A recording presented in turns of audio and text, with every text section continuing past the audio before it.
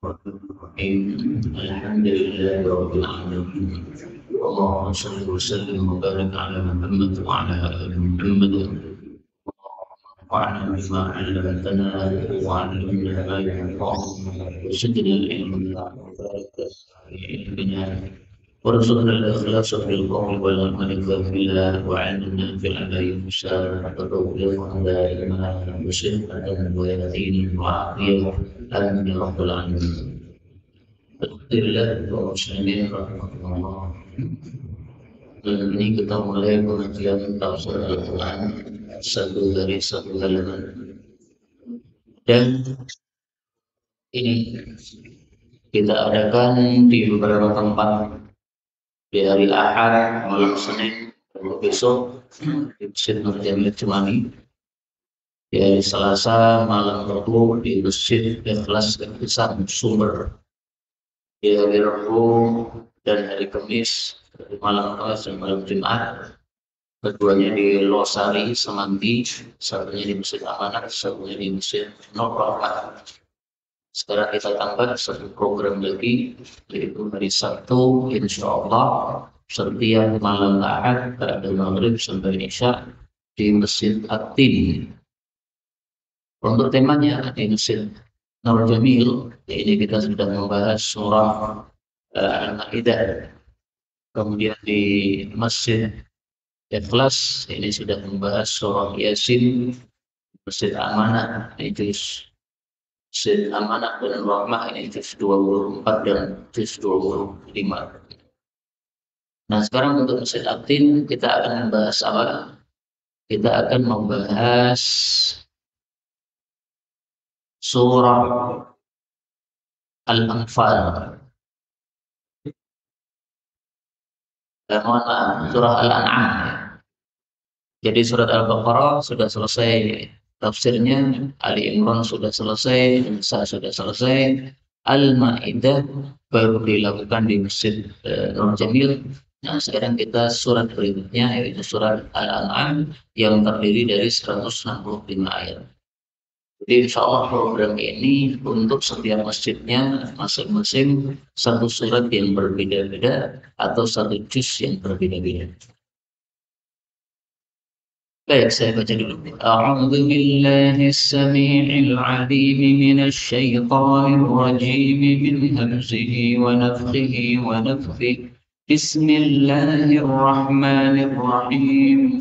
الحمد لله الذي خلق السماوات والأرض وجعل الظلمات والنور ثم الذين كفروا بربهم يعدلون هو الذي خلقكم من طين ثم قضى أجلا وأجل مسمى عنده ثم أنتم تنظرون وهو الله في السماوات وفي الأرض يعلم سركم وجهركم ويعلم ما تكسبون وما تأتيهم من آية من آيات ربهم إلا كانوا عنها معرضين فقد كذبوا فسيأتيهم أنباء ما كانوا يستهزئون فقد كذبوا بالحق لما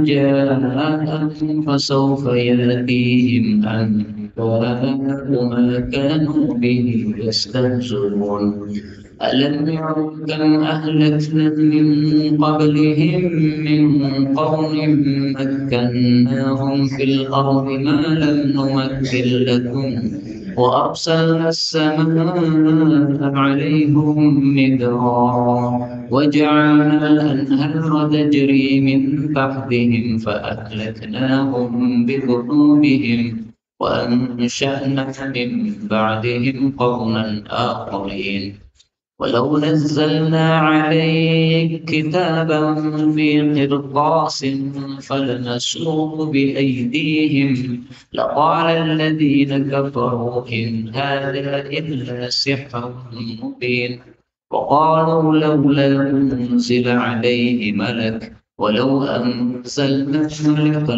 لقضي الأمر ثم لا ينظرون ولو جعلناه ملكا لجعلناه رجلا وللبسنا عليهم ما يلبسون. الحمد لله رب العالمين. اللهم ارحمنا بالقرآن. Ini tadi kita membaca surat Al-An'am ayat 1 sampai 9, yaitu pada Mushaf Al-Quran halaman 128. Pada ayat-ayat yang kita baca ini ada beberapa kata yang bisa dibaca dengan dua bacaan. Yang pertama pada ayat kedua, khalaqakum. Ini qaf ketemu dengan kaf. Boleh dibaca idgham menjadi khalaqkum. Jadi qafnya hilang menjadi kaf. Walakum. Kemudian ayat yang ketiga wahwa, ini haknya boleh disukun menjadi wahwa, sama dengan wahya boleh dibaca wahya. Kemudian ayat yang kelima yastahzi'un boleh dibaca yastahzun, berarti dilenyapkan hamzahnya sehingga zainnya menjadi dhammah, yastahzun. Kemudian ayat yang ke-7, alaika kitaban. Ini kaf ketemu dengan kaf, boleh dibaca idgham. Alaik kitaban. Kemudian ini saja ya yang dapat saya sampaikan. Kemudian ketahuilah bahwa semua ayat yang kita baca tadi dengan berbagai macam bacaannya semuanya adalah mutawatir, yaitu yang diajarkan oleh baginda Rasulullah Sallallahu Alaihi Wasallam. Adapun tafsirnya secara ringkas, maka Allah mengatakan pada surah Al-An'am ayat 1. Alhamdulillah, segala puji hanya milik Allah. Alladzi dzat yang khalaqas samawat, telah menciptakan langit-langit, wal arda, dan bumi.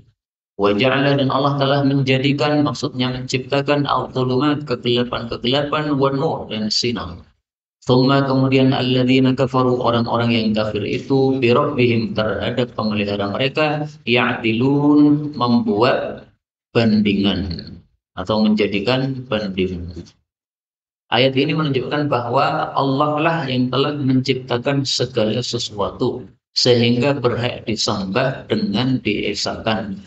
Tetapi sayangnya orang-orang kafir meskipun sudah mengetahui hal itu, mereka malah membuat tandingan-tandingan bagi Allah, yaitu menyekutukan Allah di dalam menyembahnya.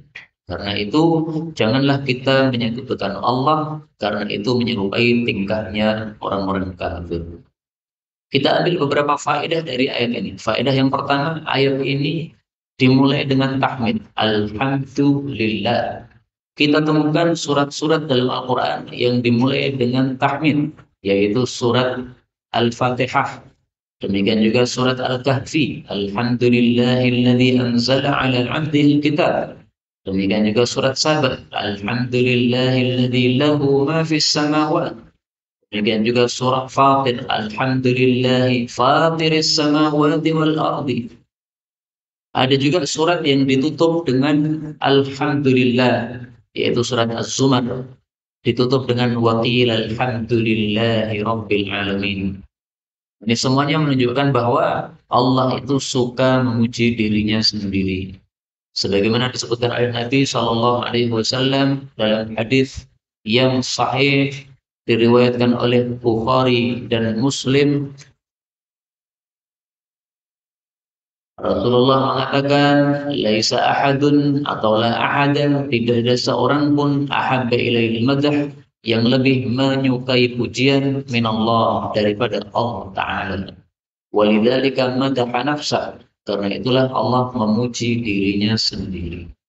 Kalau kita tidak pantas memuji diri kita sendiri, karena kita bukanlah Allah Subhanahu wa Ta'ala, dan kita tidak memiliki apa-apa selain diberikan oleh Allah Subhanahu wa Ta'ala. Karena itu di dalam Islam memuji Allah ini sesuatu yang sangat besar utamanya. Rasulullah mengatakan, inna afdal ibadillah, sesungguhnya hamba Allah paling utama yaumul qiyamah, besok pada hari kiamat, adalah al-hamadun, orang-orang yang ahli tahmid. Hadis riwayat Tabarani sahih. Maka perbanyaklah mengucapkan alhamdulillah atau alhamdulillahi rabbil alamin. Faedah kedua, kenapa Allah berhak dipuji? Karena Allah lah yang telah khalaqas samawati wal ardh, menciptakan langit dan bumi. Bagaimana Allah menciptakan langit dan bumi? Disebutkan di dalam ayat yang lain bahwa penciptaan langit itu 2 hari. Surat Fussilat ayat 12. Faqadahunna sab'a samawatin fi yawmain. Allah ciptakan 7 langit dalam 2 hari. Demikian juga penciptaan bumi dalam 2 hari. Surat Fussilat ayat 9. Khalaqal arda fi yawmain. Allah ciptakan bumi 2 hari. Langit 2 hari, bumi 2 hari. Ini bukan berarti Allah maha lemah sehingga perlu 2 hari atau perlu 4 hari untuk menciptakan langit dan bumi. Bukan. Seandainya Allah ciptakan dengan satu kalimat kun, sudah akan selesai semua yang diinginkan Allah. Tapi Allah mengajari manusia bahwa segala sesuatu itu ada prosesnya. Maka manusia adalah sabar dengan proses-proses yang sedang mereka jalankan dalam menempuh segala sesuatu yang mereka inginkan. Kemudian faedah berikutnya, Allah itu menciptakan kegelapan-kegelapan dan sinar. Ayat ini menolak orang-orang musyrik yang mereka menuhankan cahaya dan kegelapan. Nah, sebagian orang musyrik mereka menyembah api dan mereka mengatakan bahwa Tuhan itu ada 2. Ada Tuhan kebaikan, itulah sinar, ada Tuhan keburukan, itulah gelap. Maka terjadinya musibah-musibah itu karena diciptakan oleh Tuhan gelap. Adanya kesehatan, kenikmatan, hujan itu karena diciptakan oleh Tuhan sinar. Ini satu akidah yang sesat. Maka dibantah dengan ayat ini bahwa gelap dan sinar itu ciptaan Allah, itu bukan Tuhan. Kemudian Ibnu Katsir menjelaskan kenapa untuk kegelapan Allah sebutkan dalam bentuk jamak, kegelapan. Sementara sinar Allah sebutkan dalam bentuk mufrad, sinar, bukan sinar-sinar.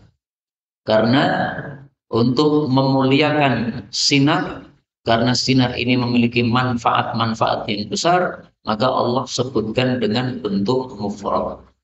Sebagaimana disebutkan dalam ayat yang lain, Allah Subhanahu wa taala mengatakan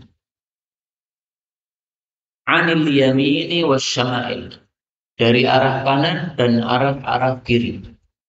Arah kiri disebutkan dalam bentuk jamak. Arah kanan disebutkan dalam bentuk mufrad. Arah kanan memang lebih utama daripada arah kiri. Sehingga ketika kita salat tidak boleh kita meludah ke arah kanan karena di situ ada malaikat. Di arah kiri silakan. Ya. Maksudnya kalau salat di rumah. Ya. Ini surat An-Nahl ayat 48. Nah, ini beberapa faedah yang dapat kita ambil dari ayat pertama ini. Kemudian ayat yang kedua Allah mengatakan huwallazi, dialah zat yang khalaqakum, telah menciptakan kalian min tinin, dari tanah. Tsumma, kemudian qada, Allah memutuskan ajalan, satu ajal, maksudnya kematian masing-masing manusia. Wa ajalun, dan ada ajal yang lain, musamman yang sudah ditentukan, indahu, di hadapan Allah. Maksudnya ajal usia dunia ini, yaitu terjadinya kiamat. Tsumma, kemudian antum, kalian itu wahai manusia, tamtarun, ragu-ragu, yaitu terhadap terjadinya kiamat. Ayat ini menunjukkan bahwa Allah lah yang menciptakan manusia dari tidak ada menjadi ada. Berarti yang membuat manusia mati juga Allah.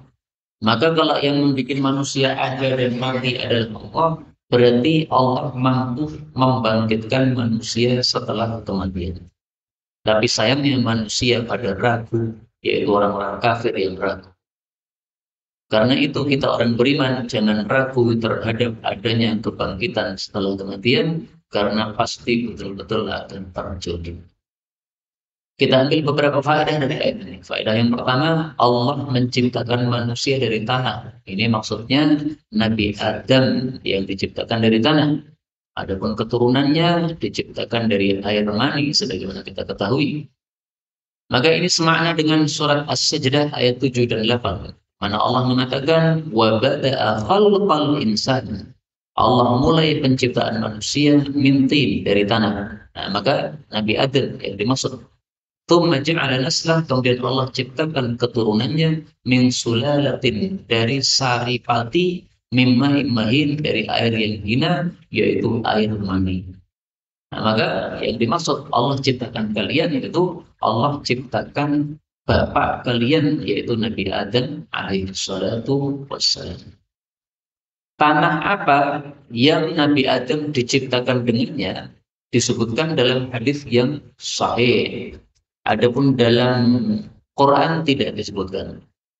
Disebutkan dalam hadis riwayat Abu Dawud, Inna Allah Ta'ala, sesungguhnya Allah Ta'ala khalaqa Adam, menciptakan Nabi Adam min qabdah, dari satu genggaman. Qabadaha min jamil ard, yang Allah menggenggamnya dari seluruh bumi ini. Dari bumi ini kan bermacam-macam tanah. Nah, seluruhnya itu diambil bagian-bagiannya oleh Allah Subhanahu wa Ta'ala. Maka datanglah anak-anak Nabi Adam sesuai kadar tanah yang mereka diciptakan darinya. Ada yang warna kulitnya merah, itu karena tanahnya merah. Ada yang warna kulitnya putih karena diciptakan dari tanah putih. Ada yang hitam seperti orang-orang negro dari tanah hitam. Ada yang tengah-tengah seperti orang Indonesia, ini karena campuran. Ada yang mudah, ada yang susah orangnya. Nah, itu karena ada tanah yang empuk, ada tanah yang keras. Maka orang yang sifatnya keras itu karena dia tercipta dari apa? Tanah keras, tanah gunung yang bebatuan keras, maka sifatnya jadi keras juga. Hadis riwayat Abu Daud sahih. Itu menjelaskan kata-kata mintin dari tanah kami. Kemudian Allah mengatakan qadha ajalan. Allah sudah menentukan ajal atau kematian masing-masing manusia. Dan Rasulullah menjelaskan bahwa kematian tidak akan datang kecuali setiap orang sudah mengambil rezekinya secara total. Rasulullah mengatakan inna ruhal qudus, sesungguhnya malaikat Jibril nafasa fi ruhi, telah meniupkan di dalam hati saya bahwasanya suatu jiwa tidak akan mati sampai dia mengambil sempurna ajalnya dan dia mengambil sempurna rezekinya. Karena itu Nabi berpesan, takwalah kepada Allah, baguslah dalam mencari harta dengan mencari yang haram. Hadis riwayat Abu Nuaim, derajatnya sahih. Kemudian ajalul musamma, itu maksudnya adalah hari kiamat. Jadi di sini Allah menyebutkan dua ajal. Ajal yang pertama adalah ajal masing-masing manusia. Ajal yang kedua adalah ajalnya dunia. Dunia ini fana, pasti akan binasa. Nah, itulah yang dimaksud ajal musamma. Kapan dunia ini akan binasa? Allah mengatakan indahu, itu di hadapan Allah. Maksudnya hanya Allah yang tahu. Sehingga siapapun yang menentukan kiamat akan terjadi tahun sekian-sekian, itu omong kosong, bohong, melompong, tidak mungkin benarnya. Saya pernah beli buku dengan judul Kiamat 2012. Waktu itu dijual pada tahun 2010. Sekarang sudah 2020, running kiamat. Nah, nanti akan ada orang yang nulis judul lagi Kiamat 2050. Udah nggak usah dibeli, merakah cek, karena tidak akan benar perkataan-perkataan seperti itu. Allah mengatakan summa antum tantarun, kalian ragu-ragu. Jadi kalian para orang-orang kafir, ada orang-orang muslim, maka tidak ragu-ragu terhadap adanya hari kiamat, karena pasti terjadi. Ayat ketiga Allah mengatakan wahwallah, dan dialah Allah fis samawati, di langit-langit, wa fil ardi, dan di bumi. Ya'lamu, Allah mengetahui sirrakum, rahasia kalian, wa jahrakum, dan terang-terangnya kalian. Wa ya'lam, dan Allah mengetahui ma taksibun, apapun yang kalian lakukan. Maksud ayat ini adalah bahwa Allah itulah yang berhak disembah di langit dan di bumi. Karena Allah itu mengetahui yang terang-terangan dan yang disembunyikan. Dan semua amal manusia di bawah pengawasan Allah Subhanahu wa Ta'ala dan akan dibalas nanti di hari kiamat. Maka yang dimaksud Allah, dialah Allah, itu maksudnya dialah yang disembah. Allah itu maksudnya apa? Al-Ma'lu, yang disembah. Jadi kata-kata Allah berasal dari kata-kata ilah. Ilah maksudnya makhluk. Makhluk artinya disembah. Wa huwallah, dialah Allah yang disembah. Fis samawati, di langit-langit. Malaikat menyembah Allah di langit-langit. Wa fil ardi, dan di bumi juga disembah. Manusia menyembah Allah di bumi, baik muslim maupun kafir. Kalau muslim menyembah dengan tunduk, dengan sukarela, disuruh sujud-sujud, disuruh rukuk. Kalau orang kafir menyembah Allah dengan terpaksa, disuruh sakit-sakit, disuruh mati-mati, nggak bisa nolak. Itu berarti apa? Taat kepada Allah, tapi taatnya terpaksa. Itulah tafsiran yang paling bagus untuk ayat ini. Apakah ada tafsir yang lain? Ada. Sebagian ulama mengatakan, wa huwallahu fis samawat. Allah itu di atas langit, titik. Kemudian ayat baru, wa fil ardi ya'lamu sirrakum wa jahrakum. Dan di bumi Allah itu mengetahui amalan rahasia kalian dan amalan kalian yang terang-terang. Maka berarti berhentinya pada as-samawat. Tapi tafsiran seperti ini saya kurang suka. Karena apa? Karena ayat ini masih ada sambungannya, zahirnya dengan adanya waw. Samawati wa fil ardi. Berarti langit-langit dan bumi. Nah, berhentinya di bumi berarti. Wa fil ardi berhenti. Ada juga yang mengatakan wa huwallahu, dan dialah Allah. Ya'lamu sirrakum wa jahrakum, mengetahui rahasia kalian dan terang-terangan kalian, fis samawati wal ard, baik yang dilakukan di langit-langit maupun yang dilakukan di bumi. Jadi malaikat di langit melakukan apa? Allah tahu. Manusia melakukan apa di bumi? Allah tahu. Tapi tafsiran seperti ini saya juga kurang suka, karena berarti susunannya dibolak-balik. Wa huwallahu ya'lamu sirrakum wa jahrakum fis samawati wal ard. Susunannya enggak urut. Maka yang lebih urut adalah yang lebih bagus. Maka tafsiran pertama yang kita pilih, dialah Allah yang disembah di langit dan bumi. Allah mengetahui rahasia dan terang-terangan kalian. Dan inilah perbedaan Allah dengan makhluk. Kalau kita hanya mengetahui yang terang-terangan, ini air minum, kita tahu kenapa terang-terangan. Ini gelasnya warnanya cerah, sehingga air di dalamnya kita tahu. Seandainya gelas ini kita ganti warna hitam, maka kita tidak akan tahu isinya apa. Apakah teh, apakah air putih, apakah susu, karena ditutupi dengan hitam, warna hitam. Tapi kalau Allah terang-terangan dan sembunyi, sama saja, tidak ada bedanya, sebagaimana disebutkan pada surat Ar-Ra'd ayat 10. Sawa'un minkum, sama saja di antara kalian, man asarral qawla, orang yang menyembunyikan ucapannya, wa man jahara bih, dan orang yang menjaharkan ucapannya. Bagi Allah sama, tidak ada bedanya sama sekali. Kemudian Allah mengetahui apa yang kita lakukan. Ini meskipun bentuknya berita, tapi maksudnya ancaman. Diancam oleh Allah, hati-hati. Kalau kamu beramal jelek akan dibalas oleh Allah, karena Allah mengetahui amalan. Kemudian ayat keempat Allah mengatakan wa ma tatihim, dan tidaklah datang kepada mereka orang-orang kafir min ayatin, dari ayat, min ayati rabbihim, dari ayat-ayat pemelihara mereka, illa kecuali kanu anha muridin, adalah mereka itu dari ayat-ayat tersebut berpaling. Maksud ayat ini adalah mukjizat apapun dibawa oleh Nabi Muhammad sallallahu alaihi wasallam, tetap saja mereka kafir, tidak mau beriman. Jadi mukjizat-mukjizat atau ayat-ayat tanda-tanda kekuasaan Allah apapun disampaikan, mereka tidak akan mendapatkan manfaat. Sebagaimana disebutkan oleh Allah pada surat Al-Baqarah ayat 145. Walain ataital ladzina utul kitaba bikulli ayat. Kalau kamu datangkan setiap ayat kepada orang-orang ahli kitab, mereka tidak akan mengikuti kiblatmu, alias mereka tetap akan kafir.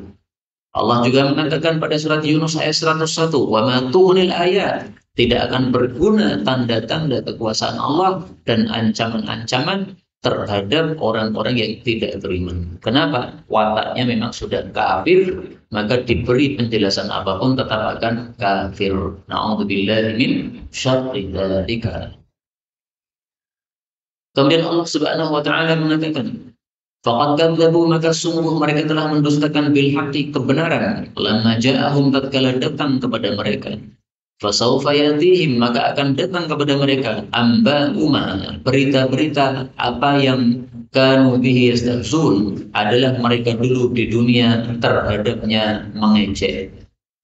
Jadi maksudnya mereka mendustakan kebenaran yang dibawa oleh Nabi Muhammad SAW. Maka Allah ancam apapun kebenaran yang dibawa oleh Nabi Muhammad yang mereka ejek, pasti mereka akan didatangi oleh siksa-siksa tersebut yang sudah diancamkan oleh Allah Subhanahu wa taala lewat Nabi Muhammad SAW. Adanya siksa kubur misalnya, akan datang kepada mereka. Adanya siksaan malaikat Zabaniyah di neraka misalnya, akan datang kepada mereka. Semua yang mereka ejek akan mereka alami kelak kalau sudah datang masanya. Yang dimaksud al-haqqi, kebenaran, itu adalah segala sesuatu yang datang dari Allah Subhanahu wa taala. Seperti disebutkan dalam Al-Qur'an pada ayat yang lain, Allah mengatakan wa qulil haqqu mir rabbikum. Surat Al-Kahfi ayat 29. Katakanlah kebenaran itu dari Allah Subhanahu wa taala. Jadi semua yang datang dari Allah berarti disebut apa? Kebenaran. Baik dari Al-Qur'an maupun dari sabda-sabda Nabi Muhammad sallallahu alaihi wasallam.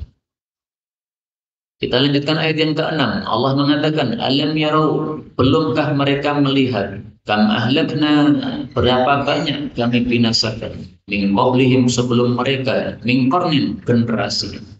Makannahum, yang kami berikan posisi kepada mereka, fil ardi, di bumi ini, malam numakil lakum, sesuatu yang kami belum berikan posisi untuk kalian, wahai orang-orang kafir Quraisy. Wa arsalna, dan kami telah mutus as-samaa, hujan, alaihim, terhadap mereka, midraran, dengan deras. Maksudnya mereka banyak mendapatkan kenikmatan dari Allah Subhanahu wa taala. Wa ja'alna anhar, dan kami jadikan sungai-sungai tajri, mengalir, min tahtihim, dari bawah mereka. Jadi mereka diberi nikmat tapi tetap kafir. Itu namanya istidraj. Fa ahlaknahum, lalu kami binasakan mereka bidunubihim, dengan dosa-dosa mereka. Wa ansya'na, dan kami munculkan, kami ciptakan min ba'dihim, setelah mereka, qarnan akharin, generasi yang lainnya lagi. Maksud ayat ini adalah orang-orang kafir Quraisy yang tidak percaya dengan agama Nabi Muhammad SAW disuruh mengambil pelajaran dari nasib umat-umat terdahulu.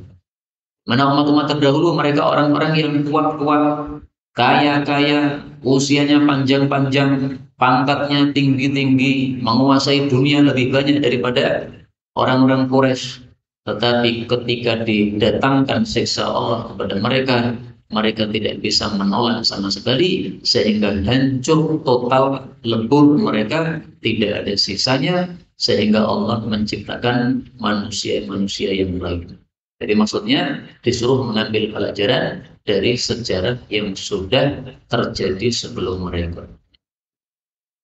Maka yang dimaksud makannahum, kami berikan tempat kepada mereka, kami berikan posisi kepada mereka, umat terdahulu, sesuatu yang tidak diberikan umat belakangan. Maksudnya orang-orang dulu itu lebih kaya, lebih kuat, dan lebih besar-besar badannya, dan lebih panjang usia mereka.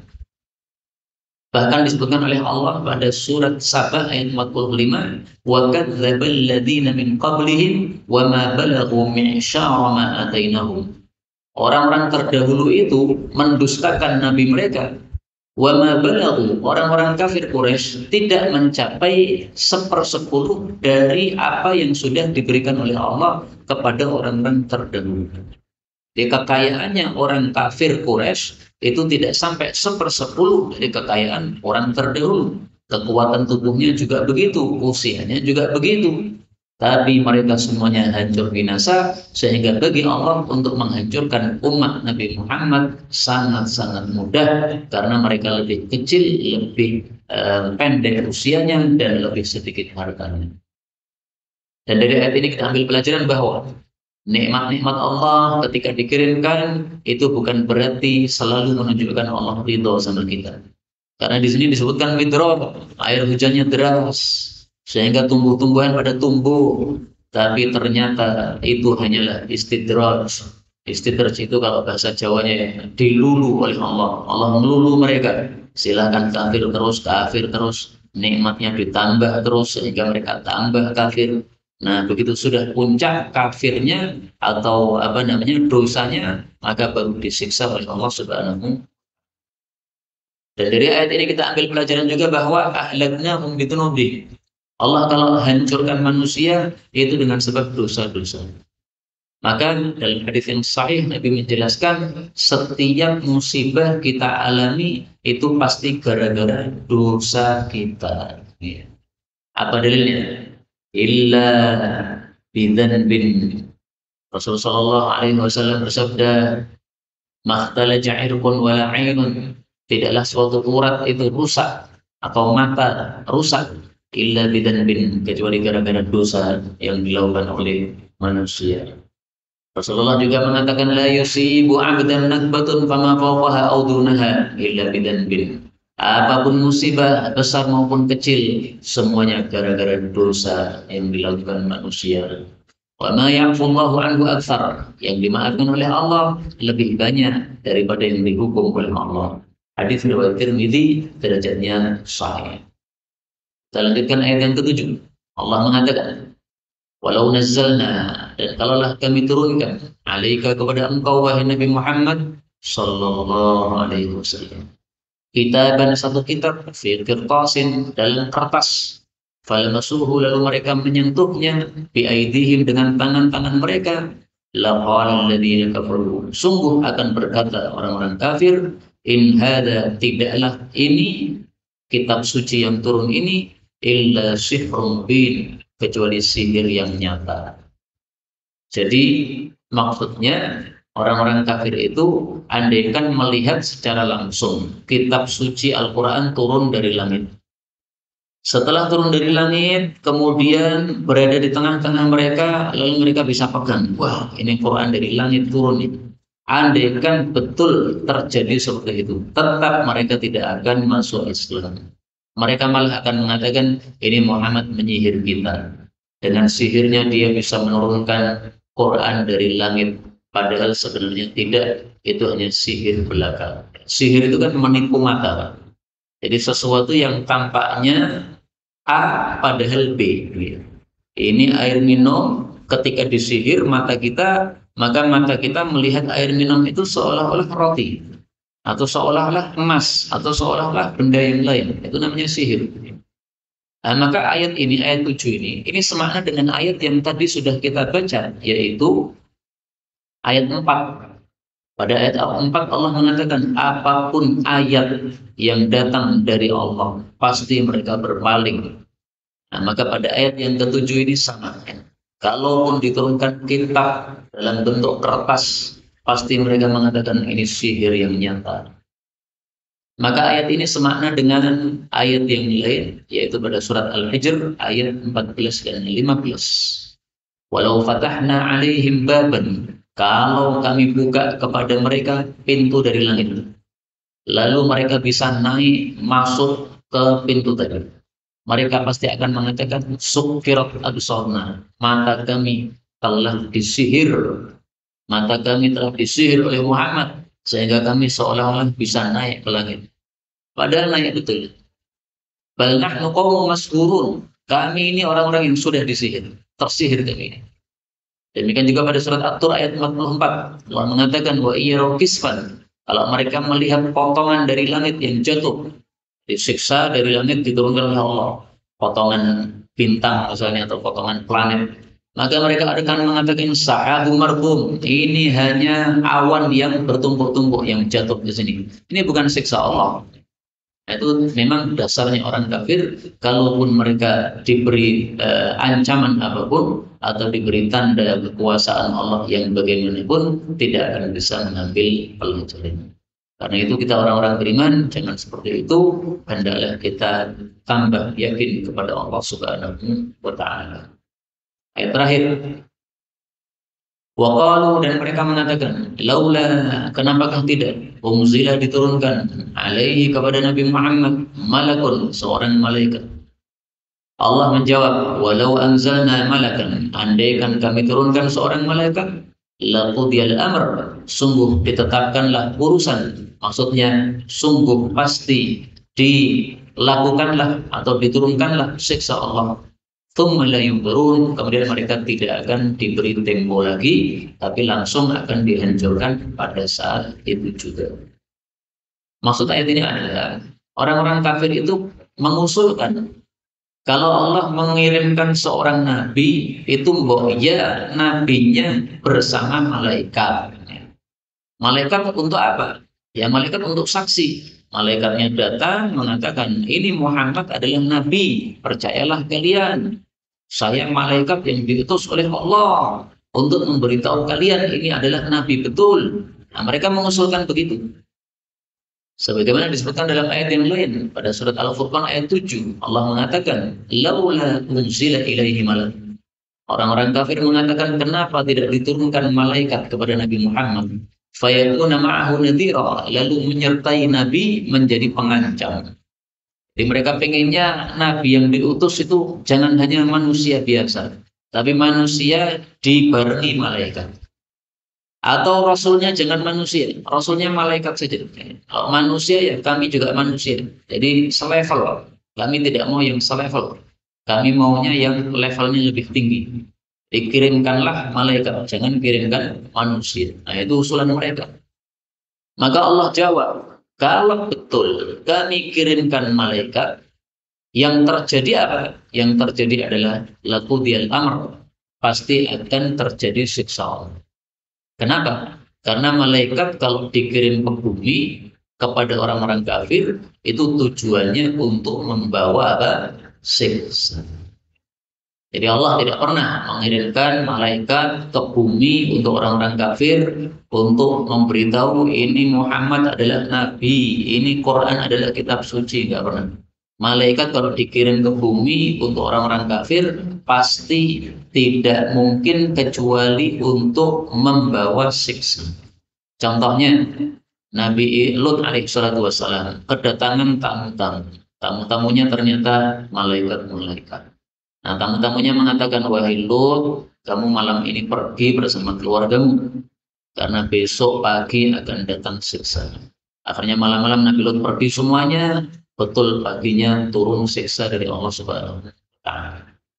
Demikian juga disebutkan oleh Allah pada surat yang lain, yaitu pada surat Al-Hijr ayat 8. Allah mengatakan, ma nunazzilul malaikat.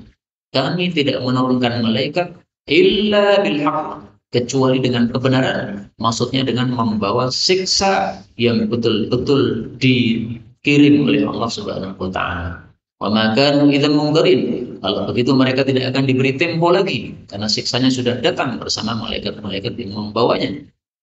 Demikian juga pada surat Al-Furqan ayat 22 Allah mengatakan, yauma yarawunal malaikah, pada hari mereka melihat malaikat, la busyra, sudah tidak ada lagi kabar gembira pada hari itu bagi orang-orang yang berbuat dosa. Artinya malaikat sudah pasti langsung akan melakukan penyiksaan terhadap mereka sesuai perintah dari Allah Subhanahu wa taala. Inilah kaum muslimin rahimani wa rahimakumullah, tafsir ringkas untuk halaman 128 dari Mushaf Al-Quran. Insyaallah halaman 129 akan kita lanjutkan pada pertemuan yang akan datang insyaallah ta'ala. Wallahu a'lam bishawab. Walhamdulillahi rabbil alamin. Ada pembahasan? Ya, sampai